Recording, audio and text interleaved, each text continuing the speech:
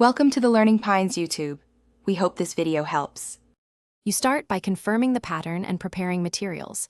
Head and shoulders with pyrithione zinc, a mild cleanser, and a towel. Patch one small area for 24 hours to ensure no irritation. Wet the affected area, lather H&S into a thin layer for 1-3 minutes. Focus on affected zones rather than broad application. Rinse thoroughly. Once done, pat dry and wait 24 hours to observe changes before repeating. Make sure to record timing and any redness. You maintain a consistent, measured routine. Apply Head and Shoulders to clean, damp skin 1-3 times per week, increasing frequency only if your skin tolerates it. After rinsing and patting dry, apply a light, non-comedogenic moisturizer to restore barrier without feeding yeast.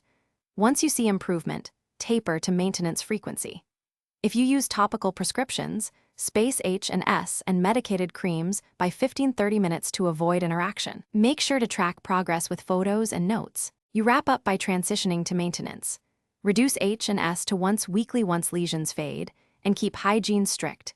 Clean towels, breathable clothing, avoid occlusive products. If irritation or worsening occurs, stop immediately and consult a clinician.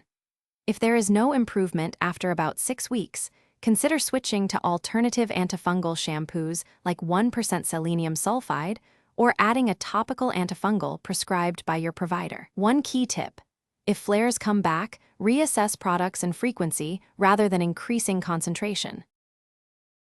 Thanks for watching. Consider subscribing if we helped you.